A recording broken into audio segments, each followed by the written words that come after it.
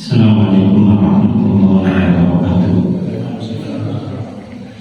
Innal hamdalillah nahmaduhu wa nasta'inuhu wa nastaghfiruh wa na'udzu billahi min shururi anfusina wa min sayyiati a'malina. May yahdihillahu fala mudilla lahu wa may yudlil fala hadiya lahu. Asyhadu an la ilaha illallah wahdahu la syarika lahu wa asyhadu anna Muhammadan abduhu wa rasuluh. Qala Allah ta'ala fi kitabihil karim, ya ayyuhalladzina amanu taqullaha haqqa tuqatih wa la tamutunna illa wa antum muslimun. Amma ba'du, fa inna ashabal hadits kitabullah wa khairal hadi hadi Muhammadin sallallahu alaihi wasallam. Asyarul umuri muhdatsatuha wa kullu muhdatsatin bid'ah wa kullu bid'atin dhalalah wa kullu dhalalatin finnar. Allahumma shalli ala Muhammad wa ala alihi wa ashabihi wa man tabi'ahum bi ihsanin ila yaumiddin. Ayat ikhwan azani wa azakullah jamaah salat maghrib yang semoga senantiasa dirahmati Allah Ta'ala. Alhamdulillah, puji syukur kita panjatkan kehadirat Allah Ta'ala segala nikmatnya, sehingga di malam ini kita dimudahkan Allah Ta'ala untuk melanjutkan kembali membacakan kitab Fawaid yang ditulis oleh Imam Ibnu Qayyim al-Jauziyah rahimahullah Ta'ala. Kita masih membacakan tentang bab at-tawakkul, bab tentang masalah tawakal, yaitu menyerahkan urusan kita kepada Allah Subhanahu wa Ta'ala, pasrah. Di bagian yang terakhir kita bacakan yaitu tentang adzau tawakkuli, yaitu tentang tawakal yang paling agung, di mana disebutkan oleh beliau fa'adhu tawakkuli alaihi, bahwasanya tawakal yang paling agung, yang paling besar adalah tawakkul fil hidayah, yaitu bertawakal, memasrahkan diri, menyerahkan diri kepada Allah Ta'ala fil hidayah, di dalam masalah mencari hidayah, yang artinya kita betul-betul meminta kepada Allah Ta'ala agar mendapatkan hidayah, tidak mengharapkan kepada selain Allah Subhanahu wa Ta'ala, karena yang memberi hidayah adalah Allah Subhanahu wa Ta'ala. Kemudian bertajrid tauhid dan memulihkan tauhid. Di tawakal yang paling agung adalah bagaimanakah kita bisa menerapkan, melaksanakan tauhid yang benar, yaitu segala sesuatu kita arahkan hanya kepada Allah Ta'ala. Juga termasuk bentuk tawakal adalah mutaba'ati Rasul, mengikuti Rasulullah Sallallahu Alaihi Wasallam. Kalau kita sudah memasrahkan urusan kita kepada Allah Subhanahu Wa Ta'ala, artinya kita itu siap untuk menerima apa yang Allah akan berikan kepada kita, termasuk jalan agar kita diberi sesuatu Ta'ala adalah kita diperintahkan Allah Ta'ala untuk mengikuti sunnah Rasulullah SAW. Ini adalah salah satu bentuk tawakal kita pasrah, kita manut bahasa mudahnya. Allah memerintahkan kita untuk mengikuti Rasul, kita ikut. Itu adalah bentuk tawakal juga.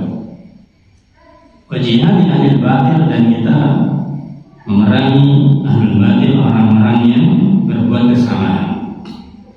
Artinya kita mendakwai mereka agar mereka tidak semakin merajalela, atau agar mereka sadar mereka kembali ke jalan Allah. Pada tawakkul Rasul, inilah tawakalnya para Rasul, utusan Allah Ta'ala, wa khasati atba'in, dan pengikut-pengikut mereka yang khusus. Nah, kemudian para jemaah, beliau Imam Ibnu Jauziyah menyebutkan tawakal ini ada dua. Wa tawakkulu ta'atan yakunu tawakkula ittirarin wa irsyadin. Tawakal ini kadang-kadang itu terwujud, terrealisasi itu karena terpaksa.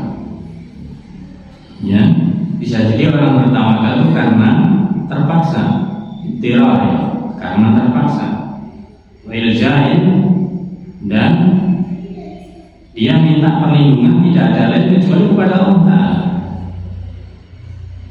Jadi bahasanya sudah jalannya buntu, kemudian tidak ada jalan, itu langsung minta tolong kepada Allah, minta perlindungan kepada Allah. Maka dikatakan oleh beliau di haitsu, di mana gambarannya la yajidul abdu malja'an wa saram ila tawakkul. Seorang hamba tidak mendapati tempat berlindung, ya, tidak mendapati tempat yang bisa menjaga dia kecuali tawakal, kecuali pasrahnya. Itu sudah ada jalan. Kama idza taqat alaihi asbab, sebagaimana yang namanya sebab-sebab ini sudah sempit, sudah tidak bisa dilakukan lagi, sudah tidak bisa berusaha, ya. Wa taqat alaihi nafsu, dan jiwa maupun dirinya pun juga tidak mau melakukannya.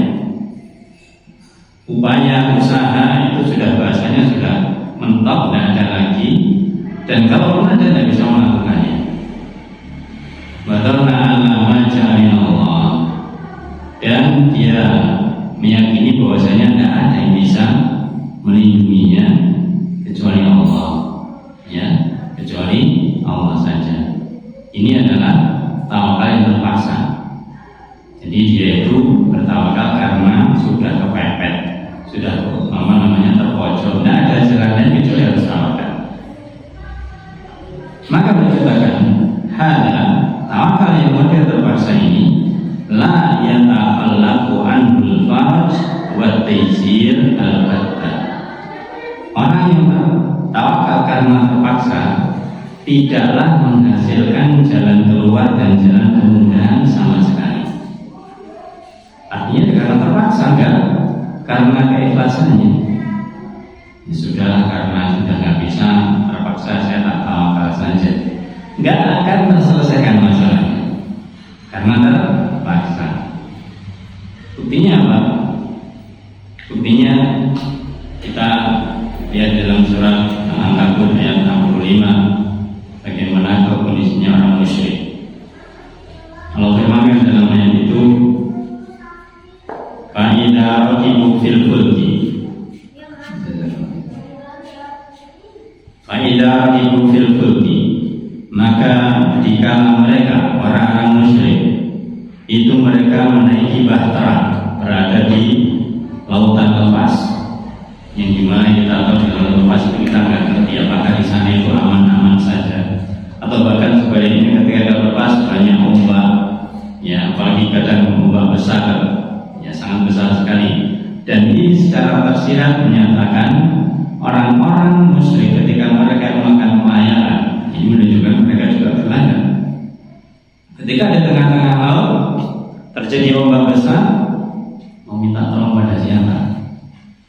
Gak ada yang minta tolong, karena di tengah-tengah laut mau minta tolong pada sesama, sama-sama bingung, gitu. Sehingga mereka ada Allah mukhlisina lahud-din. Orang musyrik akhirnya mereka betul-betul berdoa kepada Allah dengan murni, dengan ikhlas, karena tidak ada jalan lain. Ini yang terpaksa. Buktinya lagi, Allah firmankan malam manajahum ilal bar, maka ketika mereka sudah diselamatkan Allah Ta'ala ketika di tengah lautan, kemudian Allah selamatkan sampai ke daratan, fa'idahum yusyrikun, maka tiba-tiba mereka berbuat syirik lagi. Tidak ada gunanya.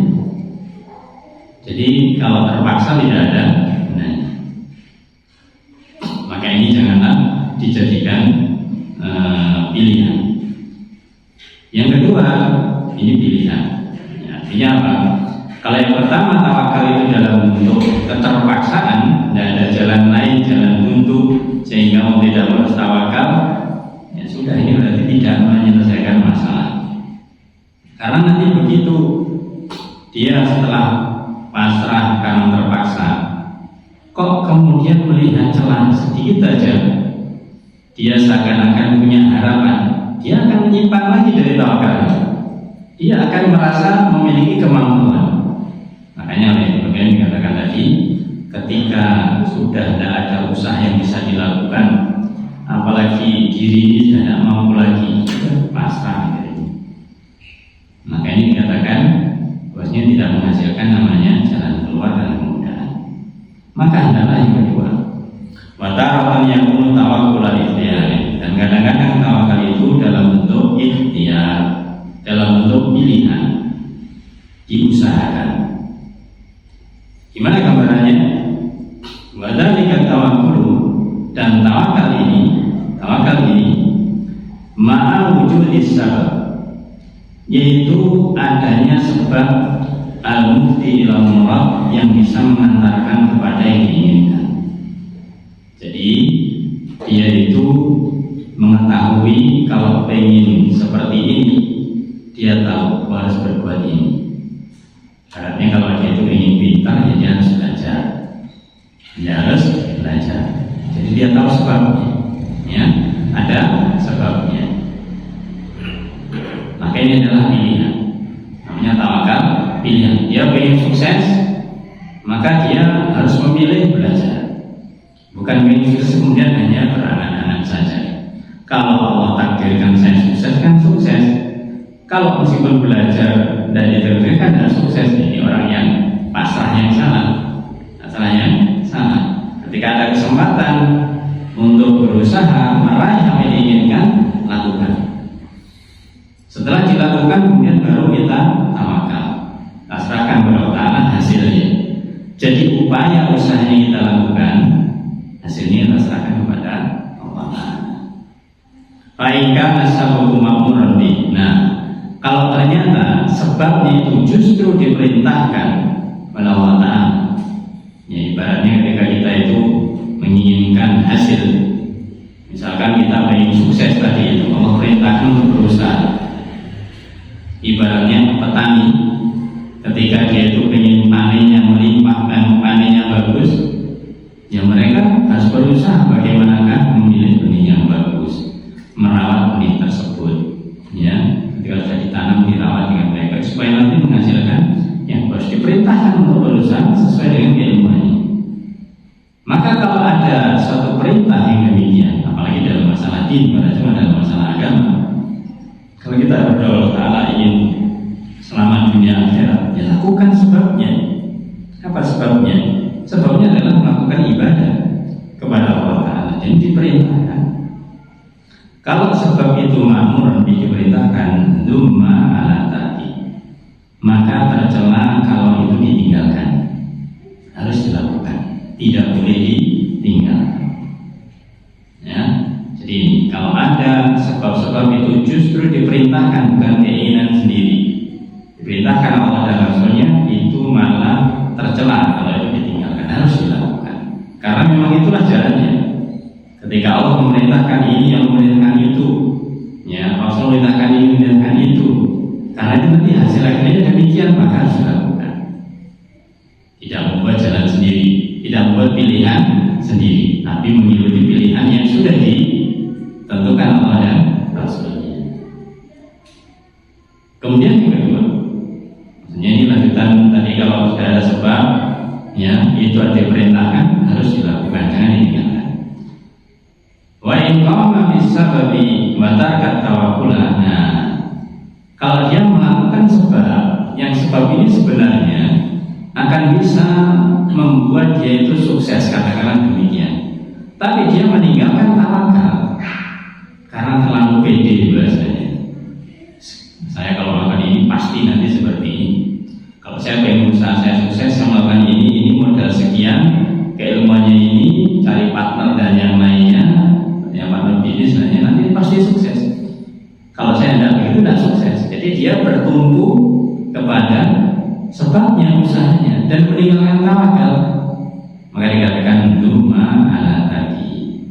Maka ini tercela pula ketika itu ditinggalkan, tapi ditinggalkan tawakalnya. Jadi hanya berusaha saja tanpa tawakal. Maka ketika meninggalkan tawakal itu tercela. Yang pertama tadi meninggalkan sebabnya juga tercela. Jadi meninggalkan sebab tercela, meninggalkan tawakal juga tercela. Bagaimana? Ya, fa'innahu wajib. Maka sebenarnya adalah wajib. Ittifaqil ummah wa nasil Quran, sebagaimana kesepakatan umat dan nasnya Al-Quran.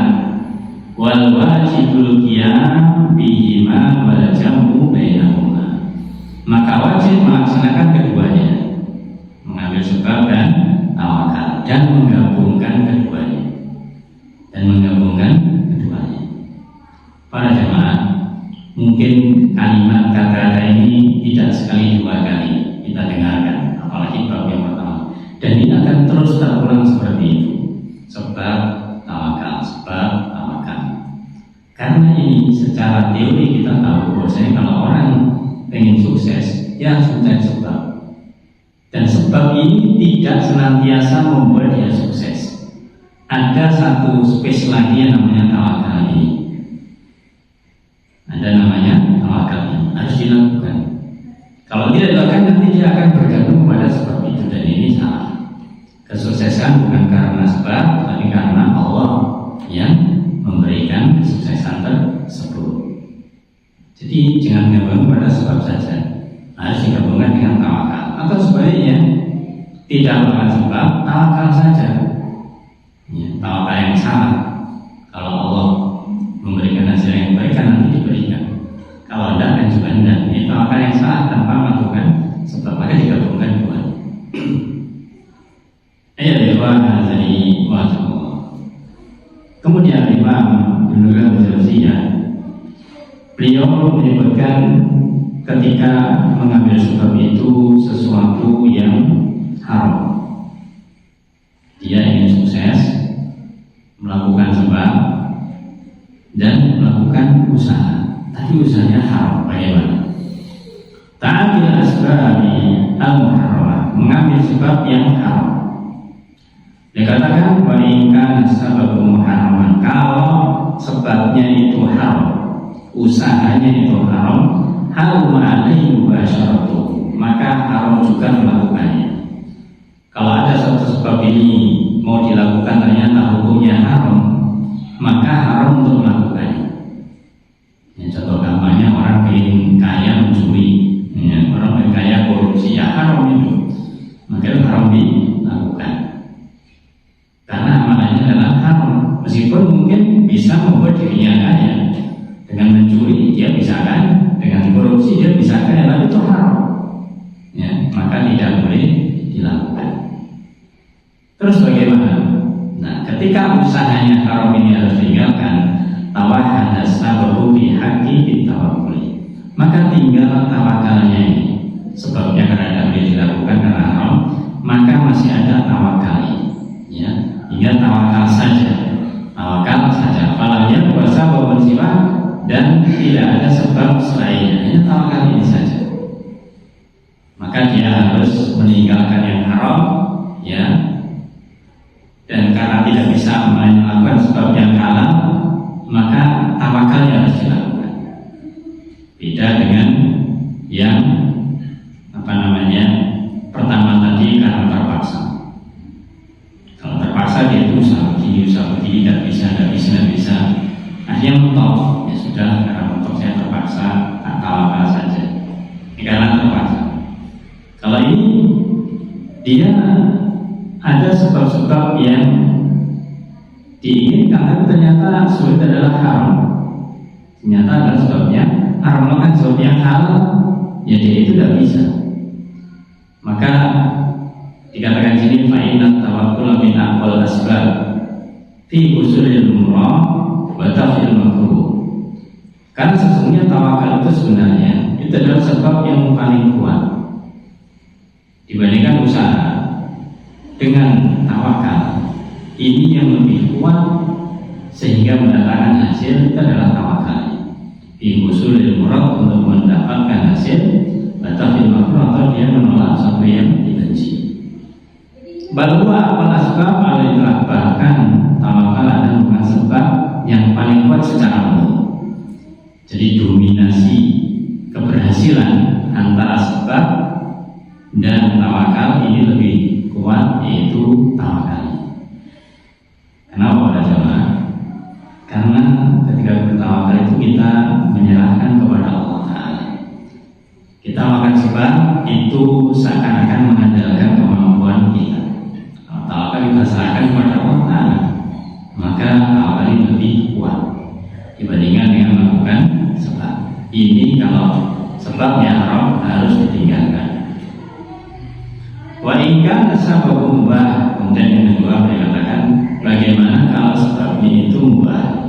Kalau tadi yang awal adalah makmur yang diperintah, berarti wajib dilakukan, harus dilakukan. Ini mubah, boleh dilakukan, boleh tidak. Yang dilakukan boleh tidak. Maka tidak, maka kamu harus lihat, kamu harus pikirkan yang mubah ini nanti efeknya, dampaknya bagaimana. Mereka katakan hal yu'ifu qiyamuka bihi tawakkula aw la yu'ifu. Apakah kamu melaksanakannya itu akan melemahkan tawakalmu? Kamu melakukan sebab, mengambil sebab, dengan melakukan sebab ini yang mubah ini, maka tawakalmu semakin lemah. Kamu bertumpu kepada sebab ini. Atau lain atau tidak melemahkan tawakalmu, tetap tawakalnya lebih dominan. Nah, ini dua kemungkinannya. Kalau melakukan yang mubah, ya seperti kita lakukan pekerjaan-pekerjaan yang halal, yang mubah, artinya tidak harus pekerjaan itu, boleh yang lain, mubah-mubah saja, yang penting halal. Maka kalau yang mubah ini kita lakukan, kemudian dikhawatirkan melemahkan tawakal, atau sebaliknya bisa jadi malah kita itu memperkuat tawakal atau tidak melemahkan tawakal. Ini ada dua kemungkinan. Yang pertama, fa'in akafahu, kalau misalkan melakukan sebab yang mubah, yang boleh, itu kemudian melemahkan tawakal, bisa melemahkan tawakal. Wa farqa 'alaika qalbaka wa shattata hamma, sehingga hatimu dan keinginanmu itu bercabang. Yang seharusnya tawakal karena Allah, karena melakukan sebab yang mubah ini akhirnya kecondongannya bercabang. Ya ini, begitu. Kepada Allah ya, kepada sebab ya. Jadi seakan-akan dia itu kalau tawakal saja nanti gimana, kalau ini saja nanti gimana. Jadi dia itu merasa bahwasanya setelah tawakal kayaknya yang berhasil bukan tawakal, tapi sebab. Tapi kayaknya juga tawakal. Jadi dia masih, ya bahasanya bingung. Artinya jadi lemah, tawakalnya jadi berkurang, enggak murni. Ya, antar kubu aula, maka meninggalkan sebab yang mubah itu lebih utama. Nah, sebenarnya ditinggalkan karena ingin fokus kepada tawakal. Ini ketika efeknya melemahkan tawakal. Kemudian wa illam yud'ifu, tapi kalau ternyata melakukan sebab yang mubah tersebut lam yud'ifu, tidak membuat lemah tawakalnya, jadi lemah, kamu basyaratu aula, maka melakukan sebab yang mubah itu lebih utama. Itu lebih utama. Ibarat lain melakukan ini, kita yang penting yakini dan sekadar usaha, upaya. Kemudian kita tawakal Allah yang akan berikan hasil nanti. Kita semakin yakin dengan usaha ini bahwasanya Allah akan permudah. Yang membuat kita berhasil bukan karena usaha kita, tapi karena Allah yang membuat berhasil. Ya, artinya kita yakin Allah merintahkan kita mengambil coba, berusaha, kita lakukan. Allah yang menentukan hasil. Jadi tawakalnya tidak lemah. Lalu dikatakan di anna hikmata ahkamil hakimin, karena hikmah dari ahkamil hakim, dari Allah yang maha bijaksana, iktadat siratal mustaqimi bihi, maka itu memiliki konsekuensi menggabungkan antara sebab atau antara hasil dan sebab. Ya, sebab akibat bahasa kita begitu. Jadi antara sebab dan akibat itu tidak bisa dipisah-pisahkan. Bahasa lebih kerennya lagi ada aksi, ada reaksi begitu. Nah, maka di sini masalah bukan itu, tapi adalah masalah yaitu sebab, usaha dan hasil. Usaha dan hasil. Yang artinya apa? Orang ketika dia berusaha, dia menginginkan hasil. Orang mengatakan apa istilahnya, memang usaha tidak menantikan hasil tidak meniadakan usaha yang lain. Ya, artinya bahwasanya intinya bahwasanya ketika seseorang itu berusaha, dia pasti menginginkan namanya hasil. Dan ini memang harus digabungkan. Bahwasanya kalau ingin berhasil harus usaha. Ya, maka keyakinannya Pak, orang berusaha bisa jadi berhasil, bisa jadi tidak. Berhasil dan tidaknya Allah yang menentukan. Ketika dia berusaha kemudian berhasil, berarti Allah meridhoi untuk segera berhasil. Ketika dia berusaha ternyata belum berhasil, berarti Allah memberikan kesempatan bagi dia untuk berpikir kenapa. Bisa jadi Allah berikan keberhasilan tidak seperti yang dia inginkan, keberhasilan yang lain. Ya, maka dari itu para jemaah, sekilas kalau kita mungkin melihat orang-orang yang sukses, ya orang yang sukses itu tidaklah mereka bahasa Jawanya itu ujuk-ujuk sukses. Ujuk-ujuk sukses itu tidak. Rata-rata, sekali lagi rata-rata orang yang sukses itu dia yang memulai dari bawah. Ini khususnya kalau kita berpikir tentang kesuksesan di dunia, dia yang mulai dari bawah. Usaha ini gagal, usaha itu gagal. Ya, bahkan ada sebuah informasi bahwasanya seorang Syekh, yaitu Syekh Ar-Rajihi yang ada di Saudi, yang bahasanya miliarder atau orang yang kaya di sana itu, maka dia itu mengawali usaha, awal usahanya itu dengan jualan sayur di pasar. Ya, sebelum sekarang jadi miliarder itu, yaitu jualan sayur di pasar. Artinya apa? Berusaha itu mulai dari kecil. Inilah mungkin keinginannya Allah. Ketika orang dia itu mau berhasil, Allah itu tahu kemampuannya seberapa. Kalau dia itu ingin digagalkan usahanya Allah, bisa jadi dia suruh mungkin ini kebajut bahasanya, ya, kegedean. Begitu usaha pengennya langsung hasilnya gede, nanti dia kaget. Kalau gede nanti jatuhnya juga cepat gitu. Maka Allah mungkin disuruh pelan-pelan. Ya, tidak berniat untuk memuji yang berlebihan pada jamaah. Kita akui orang-orang kafir seperti orang Cina itu uletnya dalam masalah dunia kan begitu.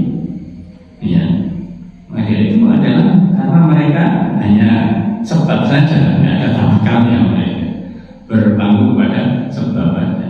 Mereka uletnya demikian. Ya, ada yang sukses banyak, ada yang gagal juga. Maka seorang muslim apalagi yang punya Allah Ta'ala, seharusnya dia itu lebih bisa menempatkan pada tempatnya. Ya, maka dikatakan di sini bahwasanya antara sebab dan akibat itu harus dikaitkan. Fala tu'attal hikmatahu, maka jangan menghilangkan hikmahnya Allah. Maka amkanaka qiyam biha, selama engkau memungkinkan untuk melakukannya. Selama kita bisa mengambil sebab, memiliki kemampuan, bisa melakukannya, lakukan. Selama itu dibolehkan. Walasiyama, khususnya apalagi idza fa'altahu ubudiyatan. Apalagi kalau yang kita lakukan itu adalah ubudiyah, sifatnya peribadahan. Ya, maka kita harus punya semangat untuk melakukannya. Fatakun qad ataita bi hujatil qalbi tawakkul, maka bisa jadi ketika kamu melakukan sebab dalam rangka untuk ubudiyah beribadah, itu menjadi ibadahnya hati dengan cara tawakal. Jadi tawakal itu adalah ibadah hati. Jadi ibadah hati diantaranya tawakal. Ya, kita memiliki rasa cinta, rasa harap, ya, rasa takut, itu kan hati semuanya. Ibadah lisan, kita mengucapkan lafaz zikir, ya, baca Quran. Ibadah anggota badan, kita melakukan gerakan-gerakan sholat. Maka tawakal adalah ibadah hati. Walaupun dia berjawab ada pun ibadah anggota badannya, yaitu bisa babil munfihi bihil qurba, yaitu dengan sebab mengambil sebab melakukan amalan yang diniatkan untuk mendekatkan diri kepada Allah. Ini yang terpenting para jemaah. Ketika kita berusaha, ingat, ketika kita mau usaha, niatkan ini dalam rangka untuk mendekatkan diri kepada Allah. Kalau seorang itu sadar usaha upayanya itu untuk mendekatkan diri kepada Allah Ta'ala, yang dia ingat Allah Ta'ala, maka dia akan berusaha apa yang dilakukan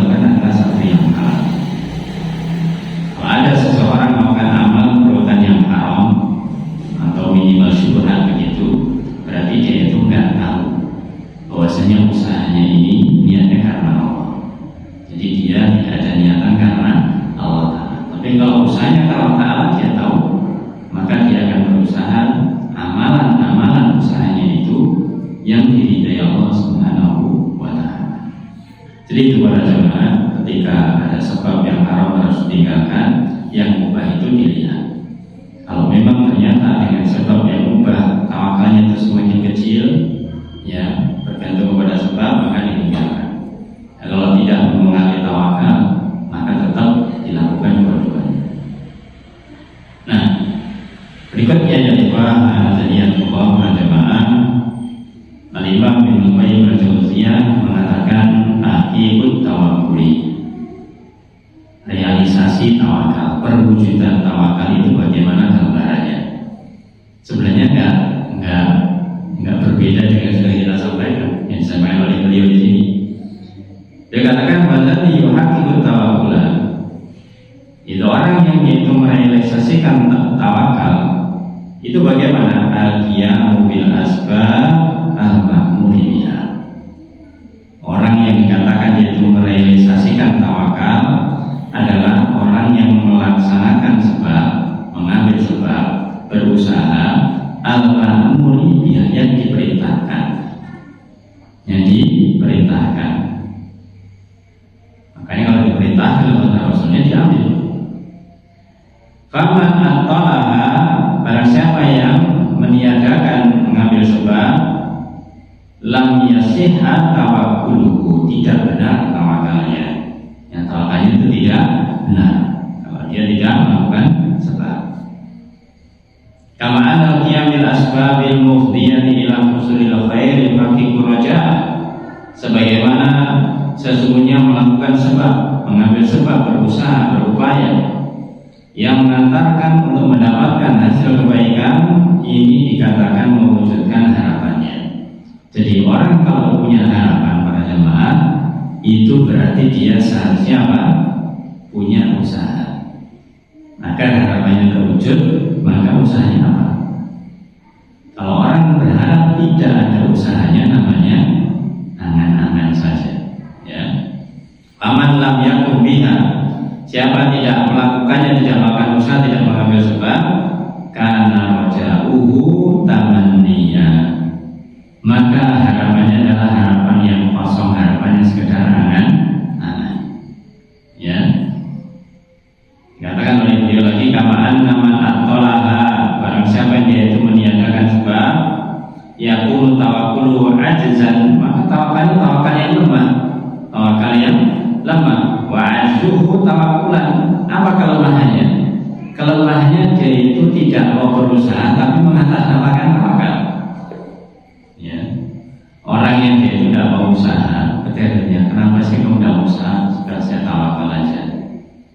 Aslinya dia itu lemah, ada kesempatan usaha bisa dilakukan, tidak mau melakukannya, tapi berdalih, bukan berdalil, berdalih dengan alasan tawakal. Ini tidak benar, tidak.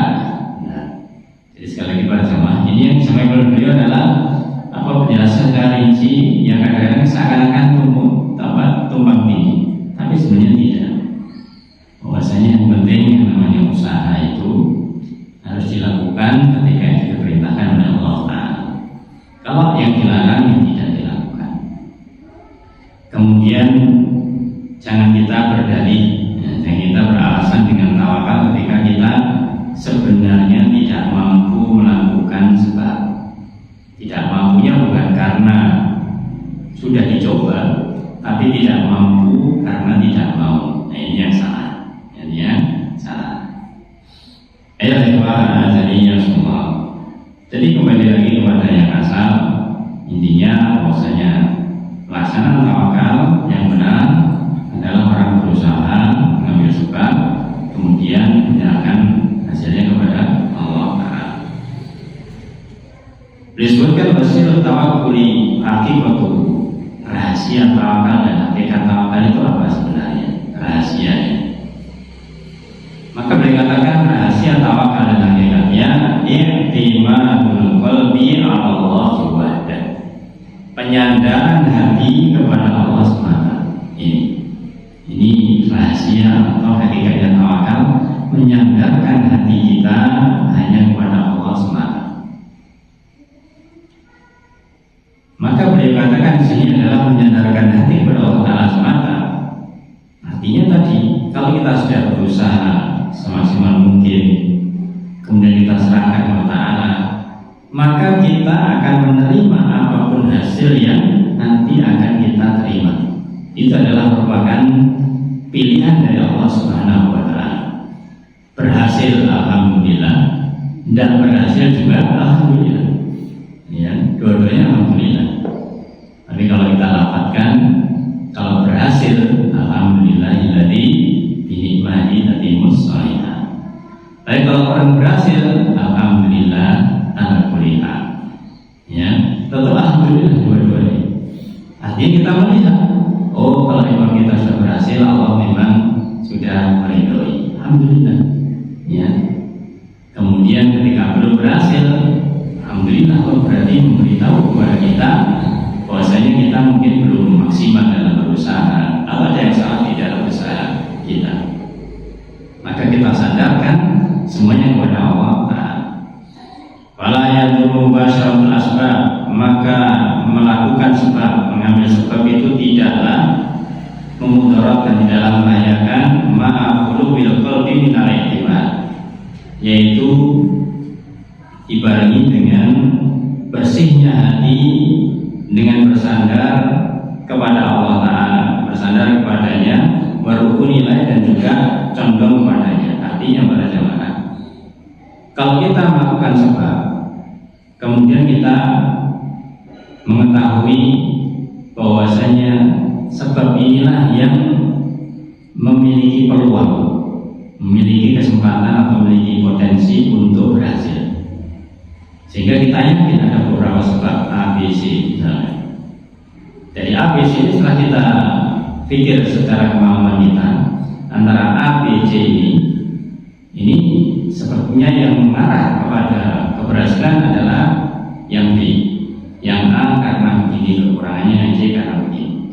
Maka ketika kita memilih yang B, tidak ada masalah menurut kemampuan kita. Tapi setelahnya nanti, setelah kita lakukan, kita pasrahkan kepada Allah Ta'ala. Ya. Jadi yang penting kita pilih sesuai dengan apa yang menurut kita itu benar, ya, selama tidak menyalahi syariat. Kemudian kita pasrahkan kepada Ta'ala, kita sandarkan hanya kepada Allah Ta'ala, nanti hasilnya jadi kepada Allah Ta'ala. Kama yang cukup qaul, kemudian dikatakan oleh beliau di sini, ada sesuatu itu tidak ada manfaatnya ketika orang mengatakan lisan, tapi ternyata praktek kenyataannya hatinya tidak sesuai. Dikatakan kama yang cukup qaul, ada perkataan yang bermanfaat, tawakaltu Allah. Ada orang mengatakan aku bertawakal kepada Allah Ta'ala, ma'idimati ala ghairi, sementara dia itu ternyata masih bersandar kepada selain Allah. Dia mengatakan aku sudah tawakal kepada Allah Ta'ala, tapi hatinya ternyata masih ada penyandaran kepada yang lain, kepada sebab itu misalnya, ya, kepada sebab itu. Warukuni ilaihi wasifati ilaihi, dan dia masih condong kepada selain Allah, dia masih percaya kepada selain Allah. Artinya kalau dia tidak melakukan itu tidak akan berhasil, jadi masih ada kecondongan kepada selain Allah. Ini mengatakan tawakal kepada Allah, aku sudah tawakal kepada Allah. Nah, ini berarti kurang murni, tidak menyalahkan usahanya, tapi penyandaran hatinya yang harus tulus, harus total hanya kepada Allah itu yang harus dilakukan. Kalau masih ada di dalam hatinya yang nanti ketika berhasil karena usahanya, nah ini berarti belum tawakal yang murni. Dan itu pada zaman ini lah tipisnya, artinya seakan-akan itu pelaksanaannya sebenarnya orang berusaha sukses atau tidak gitu aja. Tapi urusan hati ini kita harus betul memilih, betul berusaha bagaimanakah mengarahkannya kepada Allah Ta'ala. Sehingga di bagian yang akhir dalam bab ini disebutkan oleh beliau, baina tawakkul qalbi wal lisan, Itu antara tawakalnya hati dan tawakalnya lisan. Ya, bagaimanakah sebenarnya tawakalnya hati dan lisan? Beliau katakan fatawakul lisan syai'un. Tawakal dengan lisan artinya mengucapkan tawakkaltu Allah, saya bertawakal kepada Allah. Itu adalah sesuatu tersendiri. Wa tawakkul qalbi syai'un akhar. Dan tawakal dengan hati itu sesuatu tersendiri. Ya, jadi lisan itu sendiri, hati itu sendiri. Tidak langsung. Ketika orang mengatakan tawakal ke Allah berarti hatinya nyambung langsung, belum tentu. Ya, belum tentu. Maka beliau yang katakan di sini untuk membuat gambaran terkait dengan tawakal lisan dan tawakal hati, beliau alihkan kepada pemahaman taubat. Kama ana taubat lisan ma israril qalbi syai'un. Sebagaimana sesungguhnya taubatnya lisan, saya sudah taubat. Orang melakukan perbuatan dosa, kemudian dia mengatakan saya sudah taubat. Apakah ini taubatnya sudah benar? Padahal dikatakan ma israril qalbi syai'un. Padahal dia ketika melakukan taubat, dia itu hatinya masih ada keinginan untuk meneruskan maksiatnya. Ini sesuatu yang tersendiri. Ya, artinya ini sesuatu yang tidak benar. Wa taubatul qalbi. Sebaliknya para jemaah, kalau orang itu bertaubat dari hatinya, tidak mengatakan di lisannya saya taubat kepada Allah Ta'ala, saya sudah taubat. Wa illam yantiq al-lisan, meskipun lisannya tidak mengatakan itu, syai'un, itu sesuatu yang lain juga. Beda. Jadi orang mengatakan belum tentu sambung dengan hati. Hati mengatakan, ya, itu bisa jadi yang lebih utama, meskipun tidak dikatakan. Maka dikaitkan dengan tawakal lagi para jamaah, faqaulul abdi, maka ketika seorang hamba mengatakan tawakkaltu ala Allah, orang mengatakan saya sudah bertawakal kepada Allah Ta'ala, ma'ikimati qalbi ala ghairi hati, dia sandaran hatinya masih kepada selain Allah, ini tidak benar, masih belum benar ketika menyandarkan hatinya kepada selain Allah. Isruqali sebagaimana perkataan taubat, tubatu ila Allah, aku sudah taubat ya kepada Allah Ta'ala. Padahal Allah musirun ala maksiatih bertanggi berlahan, dia masih terus saja melakukan maksiat dan dia melakukan perbuatan maksiat tersebut. Ya, tidak ada gunanya. Artinya tidak benar taubatnya. Karena syarat taubat itu apa? Kalau dosanya mengarah kepada Allah, pertama itu yang pertama dilakukan adalah harus an-nadam, itu menyesali, harus menyesali perbuatan yang dilakukan. Setelah menyesal, kemudian al-iqlal, dia meninggalkan perbuatan tersebut. Yang ketiga yaitu memiliki azam, yaitu memiliki keinginan kuat untuk tidak mengulanginya lagi. Ini baru taubat yang sempurna. Kalau salahnya kepada manusia, yang minta maaf. Maka perhatikan dengan tiga syarat taubat ini: menyesali, meninggalkan, jadi tidak melakukannya lagi. Nah, ketika orang mengatakan aku sudah taubat, itu lisannya mengatakan demikian. Tapi ternyata di sekian waktu yang tidak lama dia melakukan kesalahan yang sama, melakukan dosa yang sama. Berarti dia tidak menyesali. Seharusnya dia meninggalkan, tidak meninggalkan, dan ternyata mengulanginya lagi, ya taubatnya tidak sah, taubatnya tidak benar. Maka tawakal juga demikian para jemaah. Ketika kita mengatakan tawakal kepada Allah Ta'ala, maka itu lisan kita. Apakah hatinya sama demikian? Belum tentu. Maka justru dikatakan sini ketika seorang itu mau bertawakal kepada Allah Ta'ala, hatinya itu harus difokuskan. Hati kita harus kita fokuskan, kita betul pasrah kepada Allah Ta'ala. Ya, entah kita ucapkan ataupun tidak. Ya, kalau kita misalkan mengucapkan tawakal kepada Allah dalam rangka supaya kita benar-benar menjaga tawakal kita ini dan membawa kebaikan,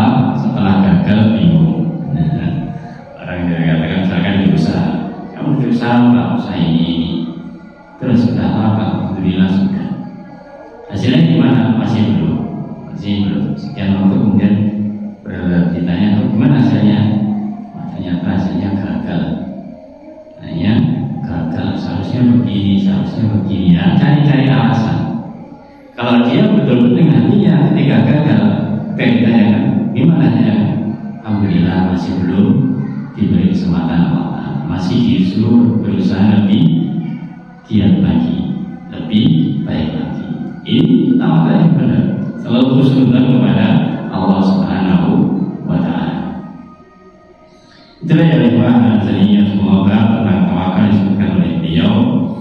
Insya Allah pada pertemuan berikutnya kita masuk pada pasal yang baru, yaitu tentang yakin harus dijabah doa, keyakinan akan dijabahinya doa, keyakinan akan dijabahinya doa. Semoga Allah mudahkan kita untuk senantiasa berusaha mengambil sebab yang halal, yang dibenarkan syariat, dan kita kemudian bisa bertawakal kepada Ta'ala dengan hati, sepenuh hati kita, sehingga apapun hasil yang Allah berikan kepada kita itu adalah kebaikan. Ya, kita tidak memandang sedikit pun adalah keburukan. Kalau sukses karena itu kebaikan, maka kita bersyukur kepada Allah Ta'ala. Kalau ternyata belum sukses, maka kita sabar. Itu kebaikan yang Allah berikan kepada kita untuk sabar. Ya, kembalinya ke situ, dapat nikmat syukur, dapat ujian sabar. Ketika sukses bersyukur, belum sukses